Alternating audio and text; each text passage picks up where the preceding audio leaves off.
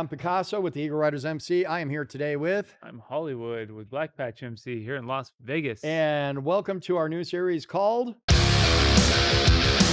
Tales from the Road. Tales from the Road.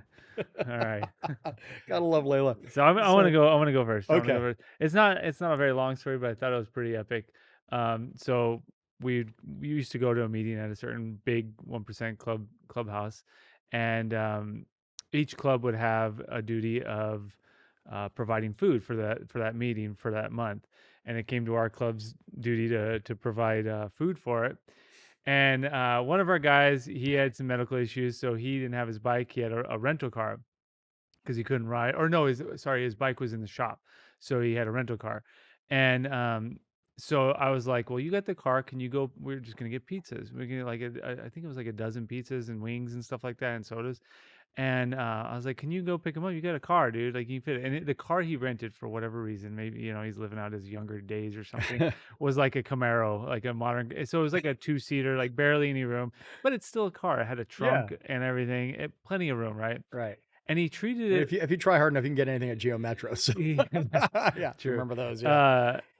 He treated it like it was his own car for some reason. I was like, it's a rental car. Who the heck cares? You should be trashing that thing if you got the insurance. Doing donuts in the parking lot every chance you get. And he's like, oh, I can't do it. I can't fit the pizzas in there. I can't do it. I'm like, are you kidding me right now? And I was like, all right, fine.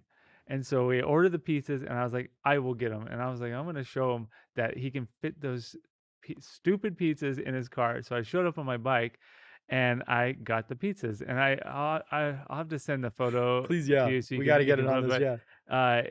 It's I have a dozen pizzas strapped to the back of my bike, so awesome. Wings in the saddlebags with sodas and everything. And I just bungeed it and strapped it in, and it's probably smelled really good behind me. You're right. Yeah, it must be amazing. The smell of pizza. And I'm sure you got some looks going down the road. Yeah. And so I was like, I got to be there early at this meeting so that I can get the food in there before everyone gets there. Right. So I was the first one to show up. The look at the guys at the front of the building were just like, what the hell? It was pretty funny. It was just like, they're like, this is awesome. Were the pizzas higher than you?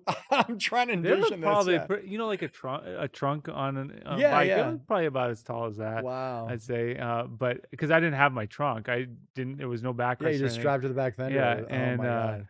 It was just, the looks were pretty hilarious pulling up, and they're like, all right, well, food's here. Yeah, so I thought that was funny. There was a comedian, he died a number of years ago, very dirty comic, but very funny. His name was Robert Schimmel, one of my favorite comedians. And he did this whole bit about rental cars where he was like, he goes to the rental car place and they're like, do you want the insurance? No, I don't want the insurance. No, you really should get the insurance. He's like, fine. All right, whatever. Got the insurance.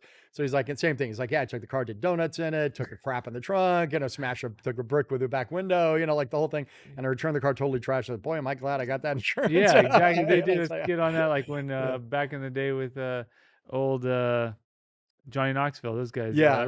They did a bit like that. Yeah. They literally got the insurance and trashed the hell out of it. They paid like $20. I'm positive they did theirs based on Robert Schimmel's. Oh, really? Yeah, I have a feeling. I don't know which came out first, but they're both really funny. I'll see if I post a link to it. But I don't know. It'll always go down. Like, I always remember that, and I tell it, it's just everyone. Yeah, the pizza box is dynamite. Yeah, we were talking about what we should do on this episode. He was like, oh yeah, I'm like, yes, you have to tell that pizza story. It's so great. So yeah, that's my story was a little less exciting, and shorter. But we were doing a poker run. It was a tradition. They don't seem to do it anymore. I haven't seen them do it in a couple of years, but they used. I think COVID may have had something to do with it. But they used to be a poker run they do in Vegas every year, and it was called the depending on who you talk to, but it's called the Bordello Run or the. I don't want to say the whole word, but bordello, that's the clean version, right? Yeah. And, and for people that don't know, prostitution is illegal in the state or in the county of where Las Vegas. Yeah, everyone thinks that it's like legal in all of Nevada, but it's literally it's these small counties around certain cities. Right, and it's a lot of counties in Nevada where it is, but in Clark County, which is where Las Vegas resides, it is not. Yeah. So if you are interested in that activity and you really are really want to pay for it, you can go. It's about an hour drive into the neighboring Nye County and the town of Pahrump. It's very legal, and there's many brothels there, right? Yeah. So what they used to do was there was a poker run where it used to leave Vegas, and the stops on this poker run were at different brothels. And so it was this crazy thing, and the girls would come out and they're wearing all these ridiculously skimpy outfits, right? And some of them would actually give you tours of the places, and you choose your poker card in the. It was really actually pretty cool. It was well organized. It was fun. It was a lot of fun. It's too bad they don't do it anymore, but it was a lot of fun. And so, so I was with a group of people. This is before I was in the club, and I was with a group of people, and I had a smaller bike then. It was a carbureted bike, and I was doing the run. And so on one of the main roads where a couple of these brothels were located, as you come in off the main drag, you make a turn, and that's where these brothels were. Well, on that turn, there used to be a gentleman's club right there, which I always thought was kind of funny that it was like a strip club right in front of a bunch of brothels, right? But there was. Yeah. And so we decided, well, let's go have a beer over there, hang out there. So I was with a bunch of friends. We walk in, we're hanging out there, and it was kind of funny, right? So we go back out, and there's bikes everywhere. And so I come back out to my bike, and I look, and I realize I left my keys in the bike, and my lights were on. So we were there a good hour and a half, and it killed the battery. I mean, just totally toast. It happened last week when we were here. When we were in the studio, I know you had to jumpstart your bike, but you got it running pretty quick, But I'm looking at this, and I'm like, oh man, what am I going to do? But I'm like, hey, we could push start it, right? Because what kind of bike was it? It was this was a long time. This is like 7 motorcycles ago. This was a Yamaha V-Star. So it wasn't a bagger though, or no, it was a smaller one. Yeah, small little cruiser bike. Still, because it was like a 900, I think, or 1300. I can't remember what it was. Yeah, push starting like baggers can be difficult because you got to get those moving. Oh yeah, no, this was a lighter bike. This was probably a 500-600 pound bike, so it wasn't too heavy, but it was a cool little bike. I liked it a lot. And so I'm like, well, what are you going to do? So I'm like, well, let me round up a few people. Or my friend's like, oh, we'll get a few people, get you push start. Oh, okay, cool. So I'm sitting on the bike, and next thing you know, I'm getting shoved, right? I'm like, oh, okay. So I'm like, well, let's maneuver to a spot where we can get a little hill, and then get me downhill. And, so lo and behold, we get over there. And so I'm sitting, I'm ready. I usually, if I remember right, whenever I jumpstart bikes, I was dropping to a second or third, get enough torque into the transmission, and boom, it fires right up. Yeah. So anyways, I'm all ready. I'm like, okay, go. And they start pushing me, and I'm rolling and rolling and rolling. I pop the clutch, and bike stutters back up, and it's, the engine fires up, and it's, cool. All right. Yeah. So enough to get me back home. Right. So, make sure the battery is fine, but I just need a jump start. So I wanted to go back around and thank the guys that I had no idea who was helping me out. And I go back around, and it's a bunch of 1% guys. And I don't want to name them, pretty cool, but it was a bunch of 1%ers, and they were like, really, hey, you running? I'm like, yeah, it was cool. And I just had this laugh. I'm like, that was cool. I thought that was pretty neat. No, that is neat. Yeah. Yeah, it was kind of a neat little Tales from the Road kind of story. But but it was cool. And, I appreciated that a lot. Yeah. So, you never know the people you meet, right? Exactly. And what was that? I think Honda had that. Like, you meet like, the nicest people on a Honda. It was kind of like one of those. Different bike, but, but still, though, I mean, they're all respectable or respectful.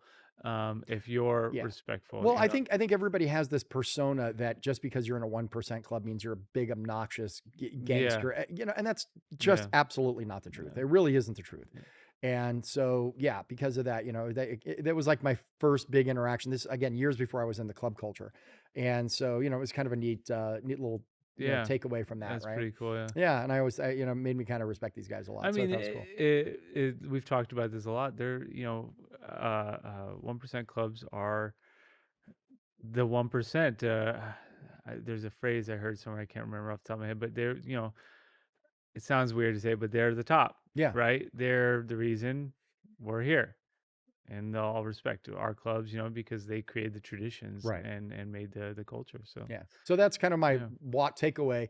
And from doing these Tales on the Road episodes, there's always a lesson in it. That was kind of my lesson, was that these guys aren't what a lot of the persona is you think they are. So definitely, so it's pretty cool. Well, listen, thanks for watching our channel, and we really appreciate it. And we hope you like and subscribe, and please do so. These videos come out every week. We're moving them to Tuesdays now, and then our main videos come out on Fridays, which are more talking about protocols in the biker culture and stuff. So please like and subscribe to this channel. We really appreciate it. If you have any comments of any crazy, wild, fun stories you've had while being on the road, we'd love to hear it too. So leave it in the comments. And thanks for watching. Keep the shiny side up. We'll see you on the next video. Yep.